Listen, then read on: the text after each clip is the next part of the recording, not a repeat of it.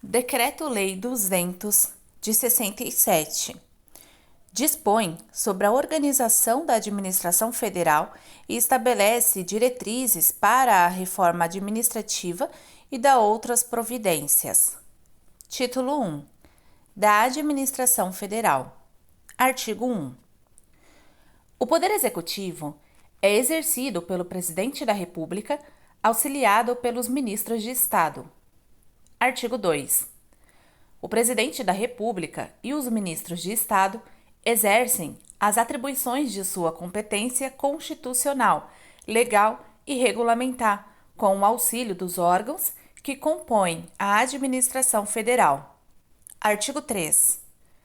Respeitada a competência constitucional do Poder Legislativo estabelecida no artigo 46, inciso 2 e 4 da Constituição, o Poder Executivo regulará a estruturação, as atribuições e o funcionamento dos órgãos da administração federal.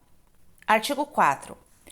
A administração federal compreende: inciso 1. A administração direta, que se constitui dos serviços integrados na estrutura administrativa da Presidência da República e dos Ministérios. Inciso 2. A administração indireta, que compreende as seguintes categorias de entidades dotadas de personalidade jurídica própria.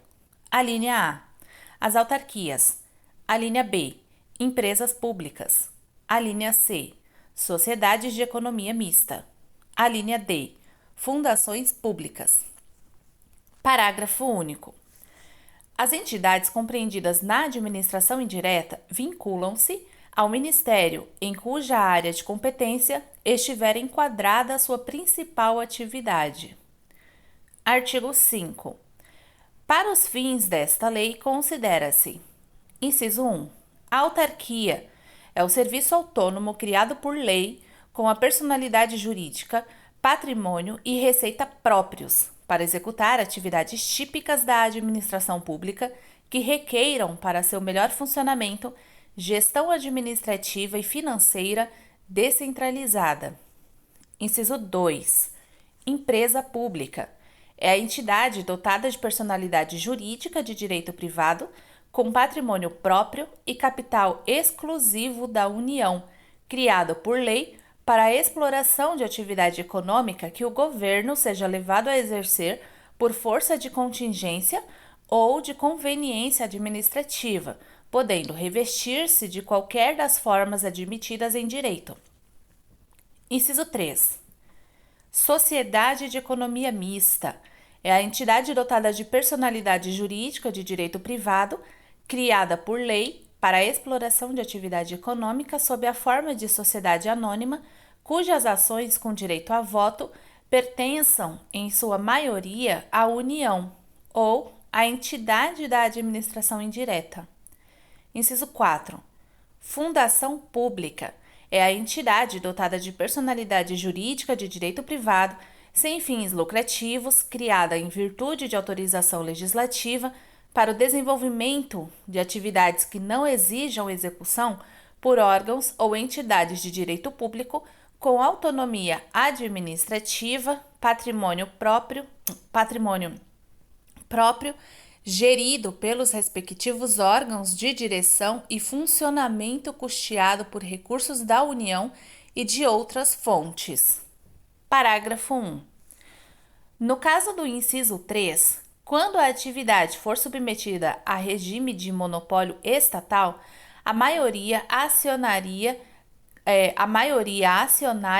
caberá apenas à União, em caráter permanente. Parágrafo 2. O Poder Executivo enquadrará as entidades da administração indireta existentes nas categorias constantes deste artigo. Parágrafo 3. As entidades de que trata o inciso 4 deste artigo adquirem personalidade jurídica com a inscrição da escritura pública de sua constituição no registro civil de pessoas jurídicas, não se lhes aplicando as demais disposições do Código Civil concernentes às fundações. Título 2. Dos princípios fundamentais. Artigo 6. As atividades da administração federal obedecerão aos seguintes princípios fundamentais. Inciso 1. Planejamento. Inciso 2. Coordenação. Inciso 3. Descentralização. Inciso 4. Delegação de competência. Inciso 5. Controle. Capítulo 1. Do planejamento. Artigo 7. A ação governamental obedecerá a planejamento que vise a promover o desenvolvimento econômico social do país e a segurança nacional, norteando-se segundo planos e programas elaborados na forma do título 3 e compreenderá a elaboração e atualização dos seguintes instrumentos básicos. A linha A. Plano Geral de Governo. A linha B. Programas gerais, setoriais e regionais de duração plurianual. A linha C. Orçamento-programa anual. A linha D. Programação financeira de desembolso. Capítulo 2. Da coordenação. Artigo 8. As atividades da administração federal e especialmente a execução dos planos e programas de governo serão objeto de permanente coordenação. Parágrafo 1. A coordenação será exercida em todos os níveis da administração, mediante a atuação das chefias individuais, a realização sistemática de reuniões com a participação das chefias subordinadas e a instituição e funcionamento de comissões de coordenação em cada nível administrativo. Parágrafo 2. No nível superior da administração federal, a coordenação será assegurada através de reuniões do Ministério, reuniões de ministros de Estado responsáveis por áreas afins, atribuição de incumbência coordenadora a um dos ministros de Estado, artigo 36, funcionamento das secretarias gerais, artigo 23, parágrafo 1, e coordenação central dos sistemas de atividades auxiliares, artigo 31. Parágrafo 3. Quando submetidos ao Presidente da República, os assuntos deverão ter sido previamente coordenados com todos os setores neles interessados, inclusive no que respeita os aspectos administrativos pertinentes, através de consultas e entendimentos, de modo a sempre compreenderem soluções integradas e que se harmonizem com a política geral e setorial do governo. Idêntico procedimento será adotado nos demais níveis da administração federal, antes da submissão dos assuntos à decisão da autoridade competente. Artigo 9. Os órgãos que operam na mesma área geográfica serão submetidos à coordenação com o objetivo de assegurar a programação e execução integrada dos serviços federais. Parágrafo único. Quando ficar demonstrada a inviabilidade de celebração de convênio, a linha B do parágrafo 1 do artigo 10, com os órgãos estaduais e municipais que exerçam atividades idênticas, os órgãos federais buscarão com eles coordenar-se para evitar dispersão de esforços e de investimentos na mesma área geográfica. Capítulo 3 da descentralização. Artigo 10. A execução das atividades da administração federal deverá ser amplamente descentralizada. Parágrafo 1. A descentralização será posta em prática em 3 planos principais. A linha A. Dentro dos quadros da administração federal, distinguindo-se claramente o nível de direção do de execução. A linha B. Da administração federal para a das unidades federadas, quando estejam devidamente aparelhadas e mediante convênio. A linha C. Da administração federal para a órbita privada mediante contratos ou concessões. Parágrafo 2. Em cada órgão da administração federal, os serviços que compõem a estrutura central de direção devem permanecer liberados das rotinas de execução e das tarefas de mera formalização de atos administrativos para que possam concentrar-se nas atividades de planejamento, supervisão, coordenação e controle. Parágrafo 3. A administração casuística Assim entendida, a decisão de casos individuais compete, em princípio, ao nível de execução, especialmente aos serviços de natureza local que estão em contato com os fatos e com o público. Parágrafo 4.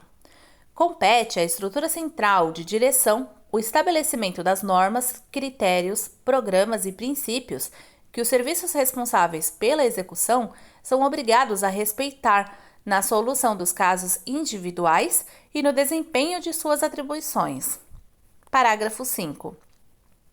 Ressalvados os casos de manifesta impraticabilidade ou inconveniência, a execução de programas federais de caráter nitidamente local deverá ser delegada no todo ou em parte, mediante convênio, aos órgãos estaduais ou municipais incumbidos de serviços correspondentes.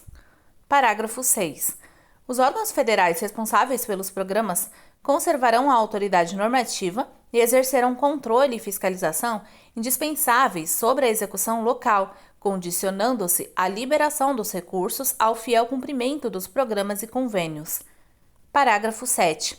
Para melhor desincumbir-se das tarefas de planejamento, coordenação, supervisão e controle, e com o objetivo de impedir o crescimento desmesurado da máquina administrativa, a administração procurará desobrigar-se da realização material de tarefas executivas, recorrendo, sempre que possível, à execução indireta, mediante contrato, desde que exista na área iniciativa privada suficientemente desenvolvida e capacitada a desempenhar os encargos de execução. Parágrafo 8. A aplicação deste critério está condicionada, em qualquer caso, aos ditames do interesse público e às conveniências da segurança nacional. Capítulo 4. Da delegação de competência. Artigo 11. A delegação de competência será utilizada como um instrumento de descentralização administrativa com o objetivo de assegurar maior rapidez e objetividade às decisões, situando-as na proximidade dos fatos pessoais ou problemas a atender. Artigo 12. É facultado ao Presidente da República, aos ministros de Estado e, em geral, às autoridades da administração federal delegar competência para a prática de atos administrativos, conforme se dispuser em regulamento. Parágrafo único. O ato de delegação indicará com precisão a autoridade delegante, a autoridade delegada e as atribuições objeto de delegação. Capítulo 5. Do controle. Artigo 13. O controle das atividades da administração federal deverá exercer-se em todos os níveis e em todos os órgãos, compreendendo particularmente a linha A. O controle pela chefia competente da execução dos programas e da observância das normas que governam a atividade específica do órgão controlado. A linha B. O controle pelos órgãos próprios de cada sistema da observância das normas gerais que regulam o exercício das atividades auxiliares. A linha C. O controle da aplicação dos dinheiros públicos e da guarda dos bens da União pelos órgãos próprios do Sistema de Contabilidade e Auditoria. Artigo 14.